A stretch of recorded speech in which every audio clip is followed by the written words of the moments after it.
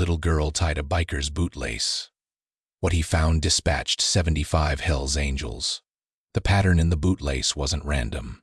It was a message from a prisoner who'd been waiting 2 years for someone to understand. Mountain roads had always been where Marcus Sullivan thought clearest. The curves demanded attention, the altitude stripped away everything unnecessary, and the solitude let the patterns of his life arrange themselves into something that made sense. After 30 years teaching high school mathematics, and 26 years in the Navy before that, he'd learned that the world spoke in patterns. You just had to know which language to listen for. His chapter knew him as Cipher, a road name earned in a communications unit somewhere in the Pacific where he'd broken enemy transmissions while his crewmates slept. These days, the only codes he broke were teenage attempts to cheat on geometry tests. But some skills never left you, wired too deep into how your brain sorted information. The Bridger Peak Scenic Overlook wasn't busy on a Tuesday afternoon in October. Marcus pulled his bike into the gravel lot, killed the engine, and sat for a moment in the thin mountain silence. The valley spread below like a topographical map, and the autumn sun threw long shadows across the pavement. He was 3 hours from home, taking the long way back from a teaching conference in Helena, and his left boot had been rubbing wrong for the last 50 miles. He swung off the bike and stretched, his 54-year-old knees reminding him of every hard landing he'd made from aircraft carriers decades ago. The bootlace on his left foot had come loose, the leather worn thin where it passed through the third eyelet.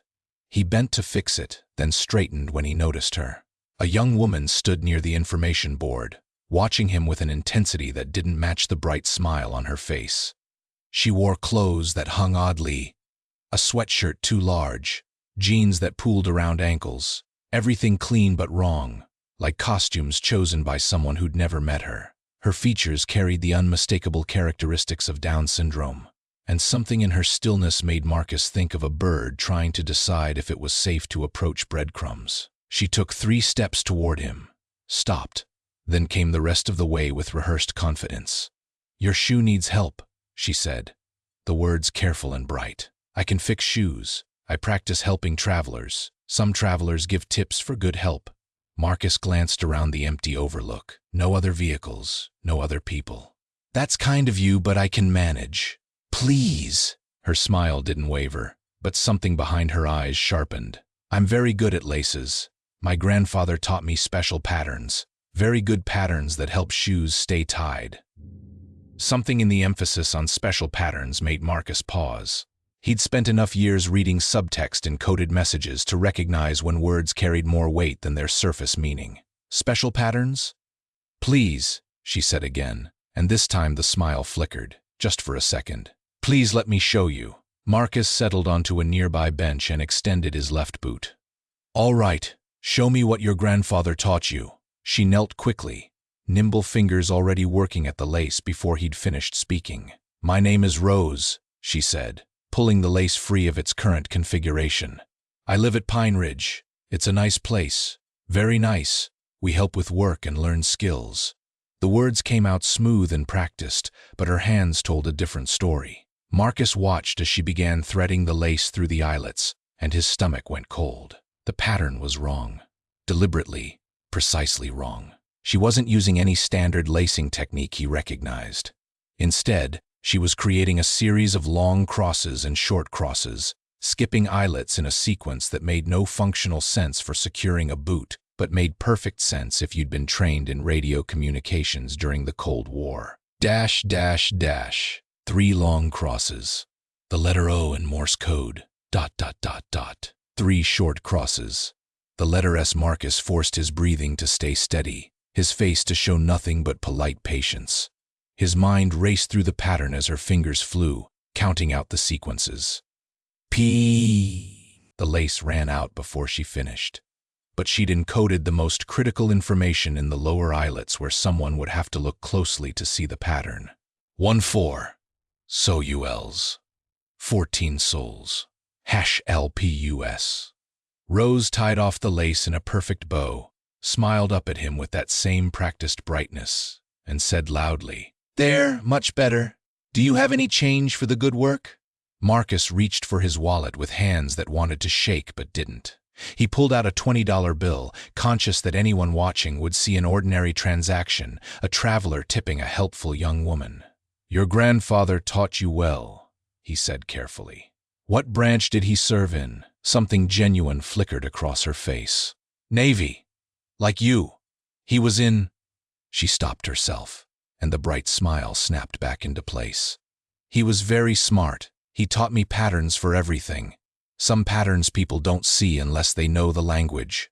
"I know the language," Marcus said quietly, pressing the 20 into her hand. "I understand what you showed me, Rose."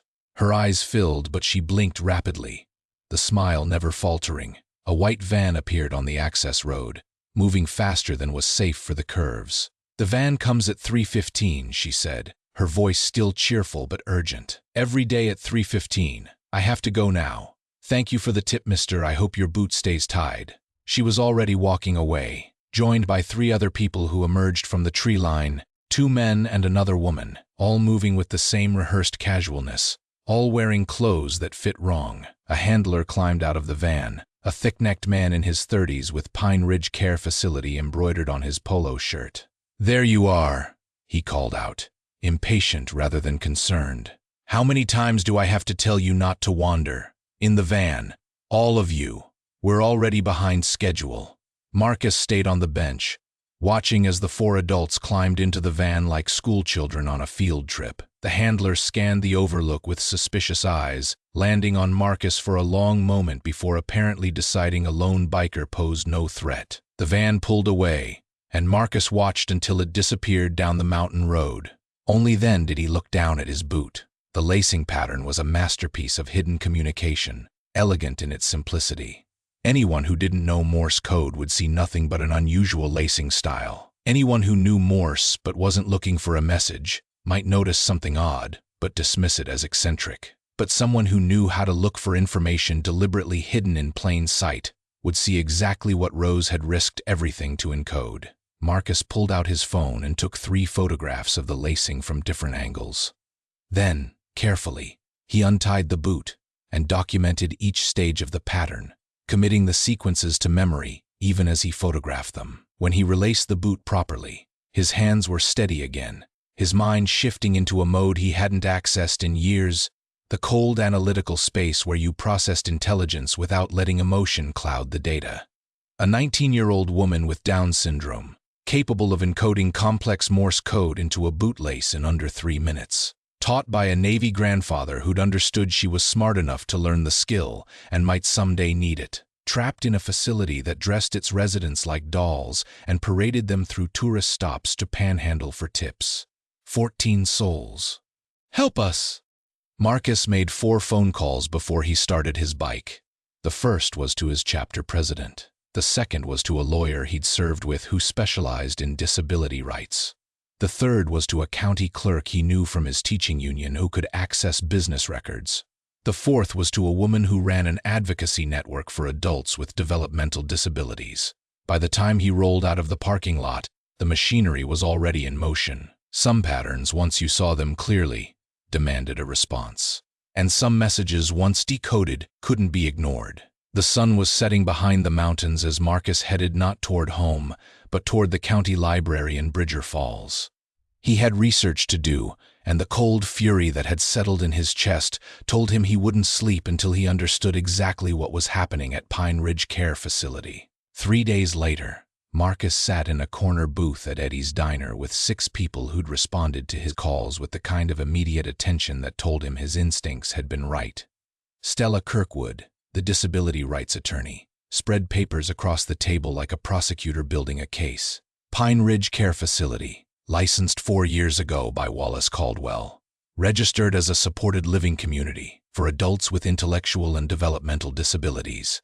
Capacity for 18 residents, currently housing 14. Wallace Caldwell, Marcus repeated, committing the name to memory. What's his background? Former administrator at 3 different facilities in 2 states. Left each one under circumstances that weren't quite scandalous enough to prevent him from getting licensed again. Stella's mouth tightened. He's good at working the edges of regulations.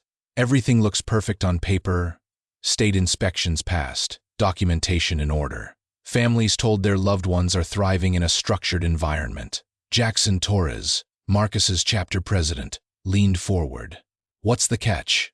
"Guardianship," said Rita Alvarez, the advocacy network director. Her voice carried the weariness of someone who'd fought this battle before. "Caldwell specializes in taking guardianship of adults whose families are either absent, overwhelmed, or convinced their loved ones need more structure than they can provide. Once he's the legal guardian, he controls everything: where they live, who they see, how their disability benefits get spent, and how their time gets spent," Stella added, pulling out another document. "Pine Ridge residents are employed by Mountain Craft Solutions, a catalog fulfillment company that operates out of a warehouse 12 miles from the facility. Guess who owns Mountain Craft Solutions?" "Wallace Caldwell," Marcus said. "Through a shell corporation, but yes. He's been investigated twice by labor standards agencies. Both times the case got dropped because on paper, everything looks legitimate. The residents are technically employees earning minimum wage. The fact that their guardian controls their bank accounts and they never see the money, well, that's a separate issue that falls into a regulatory gap." Marcus felt the old analytical calm settling deeper. "So he's got a captive workforce that costs him nothing, generates income through both their labor and their government benefits, and can't leave because he's their legal guardian, and because they've been convinced they can't survive anywhere else," Rita said quietly. "That's the insidious part. These are people who might need some support, but given the right environment, most could live much more independently. Instead, they're told they're incapable, that the outside world is dangerous, that they're lucky to have a place like Pine Ridge." "Rose's grandfather," Marcus said, "a Navy veteran who taught his granddaughter Morse code. What happened to him?" Rita checked her notes. "Albert Zimmerman, petty officer first class, died 2 years ago. Heart attack. Rose was living with him. Her parents died when she was 12, and he'd been her guardian since then. She was doing fine by all accounts, working part-time at a community center, taking art classes, living a good life. But Albert didn't have other family, and his will wasn't clear about Rose's guardianship. The court appointed a temporary guardian who decided Rose needed professional care, and Caldwell was right there with his perfect facility and glowing recommendations. And for 2 years, she's been trying to tell someone." Marcus's voice stayed level, but his hands curled into fists on the table. "Leaving messages in bootlaces. How many other messages has she left that nobody understood?" "That's what we need to find out," Stella said. "But we have to be smart about this. If we go in accusatory without evidence, Caldwell will lawyer up, and those residents will pay the price. We need documentation of what's actually happening, working conditions, living conditions, whether the residents are being coerced or restricted." Jackson cleared his throat. "What if someone wanted to visit? A concerned citizen doing research on care facilities for a family member. They'd get a tour of spotless common areas and rehearsed testimonials from residents who've been coached on what to say," Rita said. "I've been through it before. These places are good at performing normalcy." Marcus pulled out his phone and displayed the photographs of Rose's bootlace pattern. She found a way to communicate that bypassed their control. There might be others. Different methods, different attempts. We need to look for things that seem slightly wrong, patterns that don't quite fit. "Like field surveillance," Jackson said, understanding. "Look for the signal in the noise." Over the next week, Marcus's world narrowed to a single focus. He taught his classes by day, grading papers with half his attention while the other half processed the growing file of information about Pine Ridge. By evening, he joined rotating surveillance teams watching the facility and the warehouse. The picture that emerged was damning in its banality. The residents were transported to the warehouse each morning at 6. They worked until 6 in the evening, packing catalog orders in a windowless building with minimal breaks. They were transported back to the facility, fed a quick meal, and shepherded to their rooms by 8. Their one recreation period consisted of a van ride to public locations, rest stops, parks, shopping center parking lots, where they were encouraged to panhandle from tourists under the guise of practicing social skills. Marcus watched through binoculars as Rose stood in a supermarket parking lot, approaching strangers with the same bright smile she'd shown him, asking if they needed help carrying groceries for a tip. She was good at it, friendly without being pushy, helpful without being obsequious. And every successful interaction netted coins and bills that the handler collected at the end of the shift. "They're being farmed," Jackson said, his voice tight with anger as they watched from across the street. "Like a crop to be harvested." Marcus lowered the binoculars. "We need inside documentation. The surveillance shows patterns, but we need to prove conditions. Prove coercion. A surprise inspection by the right authorities, triggered by specific complaints. Adult Protection Services," Stella said over the phone when Marcus called her that night. "But they won't move without credible evidence of abuse or exploitation, and they'll give notice before an inspection, which gives Caldwell time to stage manage everything." "What if they arrived simultaneously with a fraud investigation?" Marcus asked. "If multiple agencies appeared at once, requesting access to financial records, employment records, living conditions, you'd need probable cause for the fraud investigation," Stella said. "Evidence of misused benefits, unreported income, something that would trigger immediate review." Marcus thought of 14 people whose disability checks vanished into Caldwell's accounts, who worked 60-hour weeks for wages they never saw, whose lives had been reduced to productive units in someone else's business plan. "I'll find you probable cause."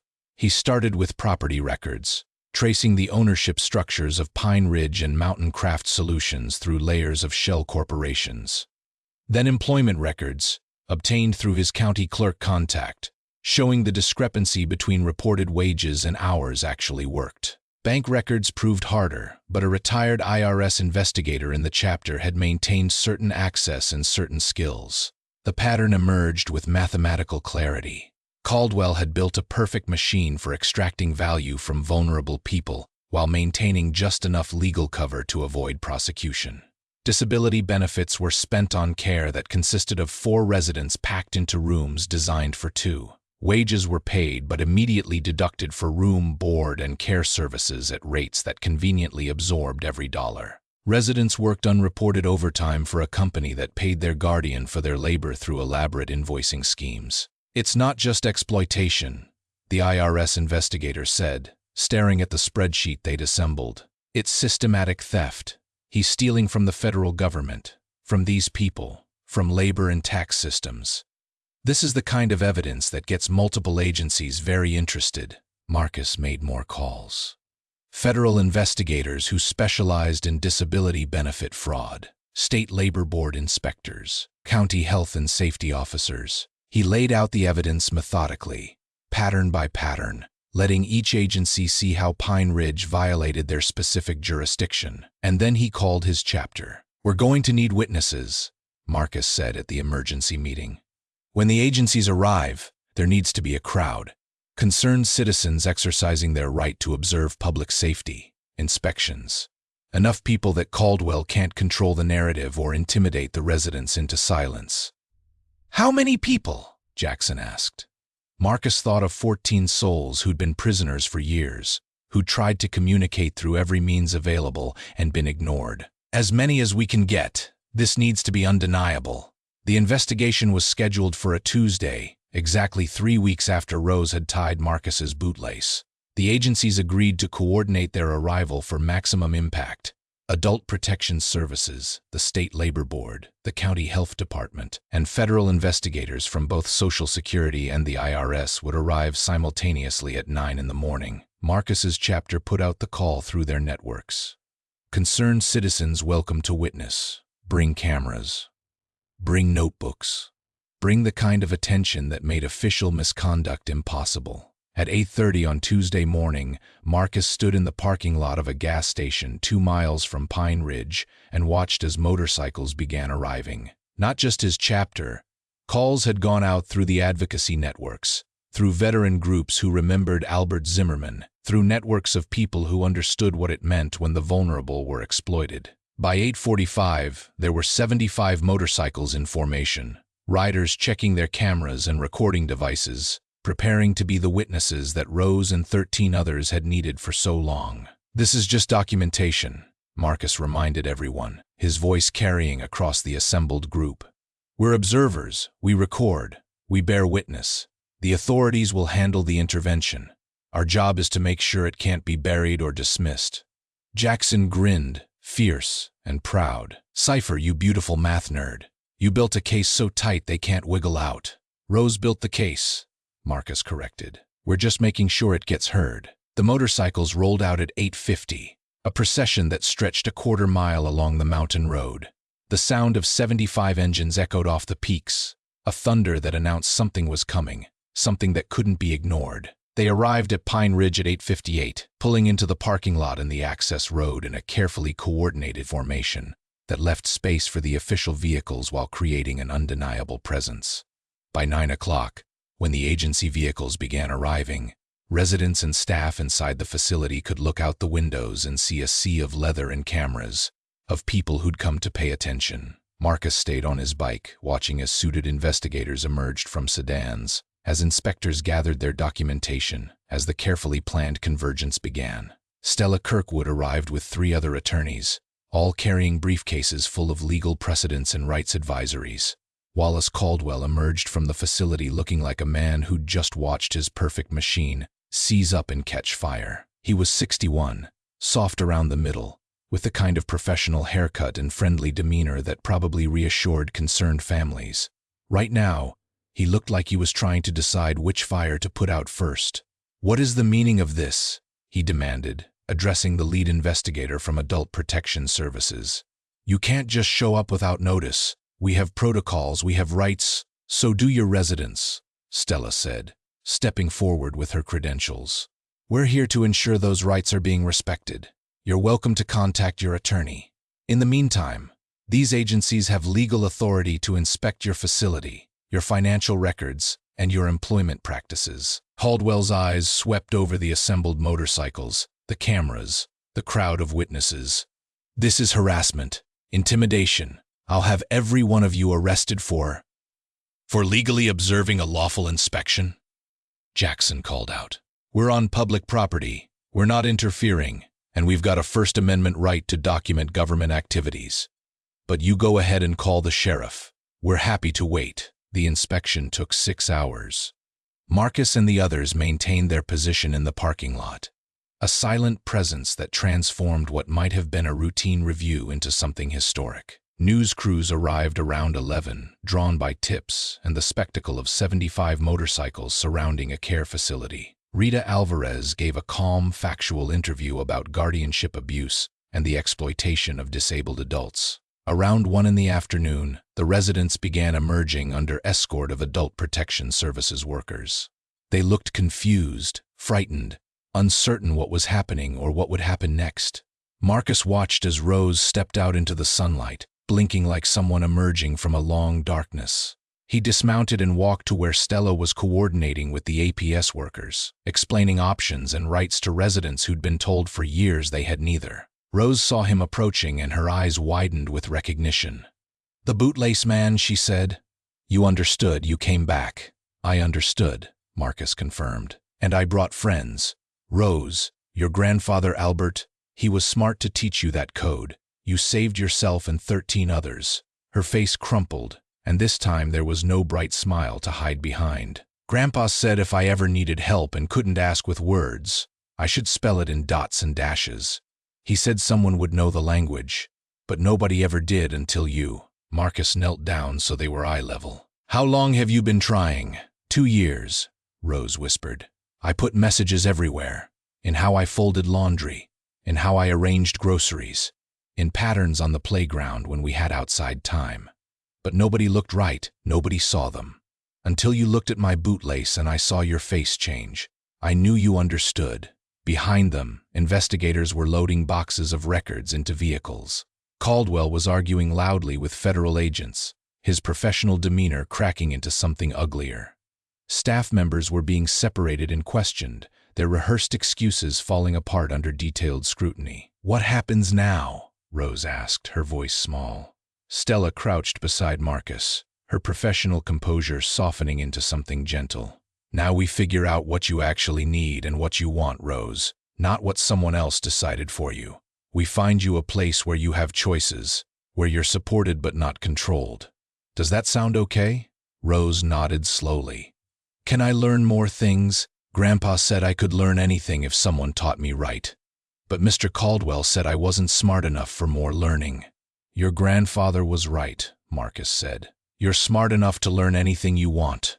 Smart enough to survive 2 years in a bad situation by encoding messages nobody else even thought to look for. That's brilliant, Rose. You're brilliant.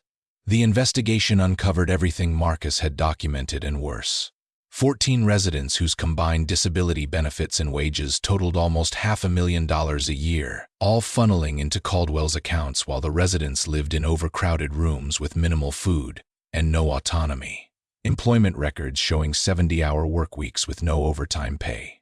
Evidence of medications being withheld as punishment. Documentation of residents being told their families didn't want to see them, while families were told their loved ones were too fragile for visits.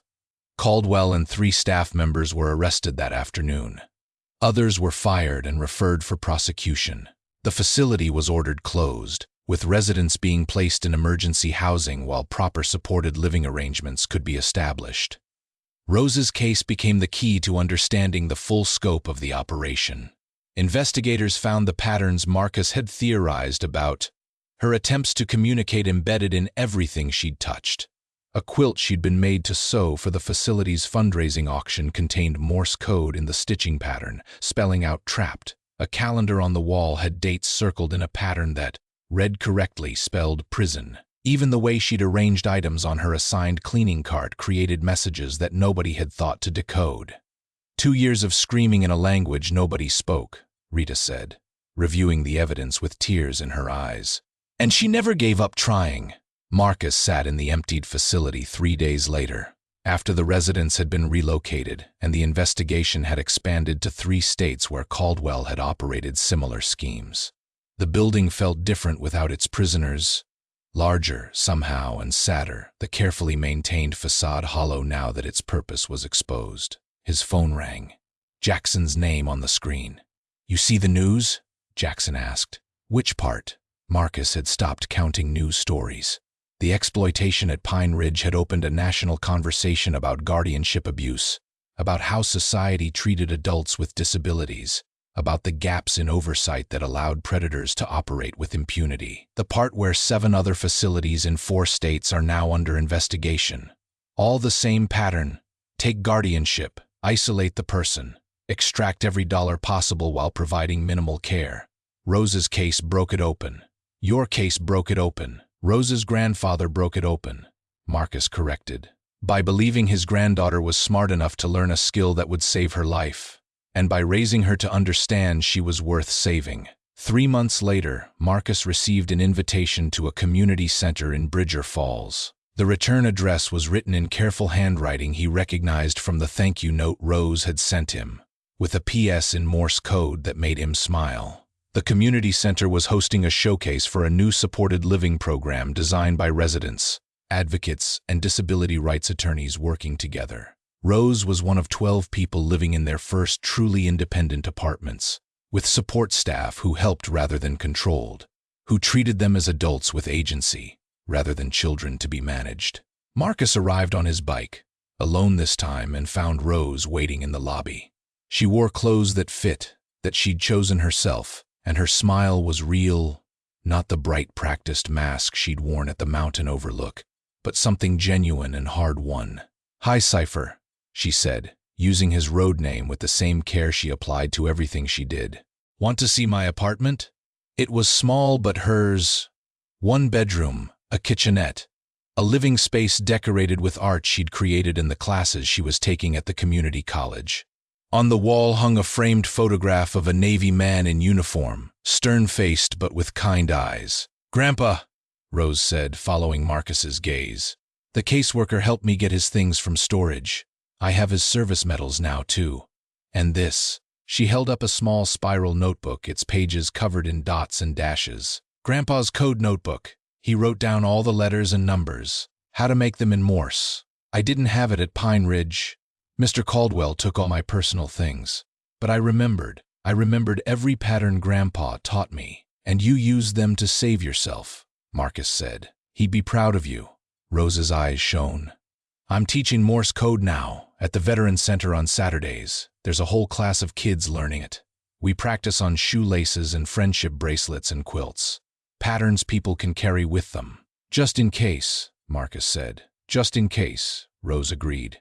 Because you never know when someone might need to say something important and not have words that work. But if they know the code, and if someone knows to look for the code, they can talk across any distance. Grandpa said that. He said the code was for when you needed to be heard and nobody was listening right. The showcase that evening featured presentations by the residents about what independence meant to them, what support looked like when it respected autonomy, what rights they'd been denied, and how they planned to ensure others didn't suffer the same loss. Rose spoke about communication, about how society often decided disabled people had nothing important to say, about how learning to encode messages had saved her but shouldn't have been necessary. People with disabilities are told we can't make decisions, can't live independently, can't contribute, she said, reading from notes she'd written herself. But given the right support and respect, we can do amazing things. We just need people to listen to us. Really listen. Not decide for us, but with us.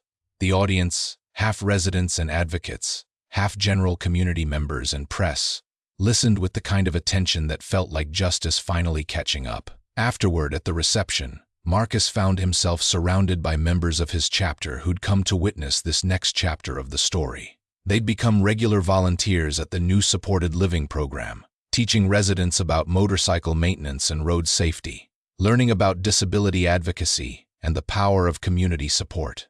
Never thought code-breaking skills from 30 years ago would lead to this, Jackson said, watching Rose teach a group of children how to encode their names in Morse code using colored string. But I'm glad you kept that particular skill set sharp.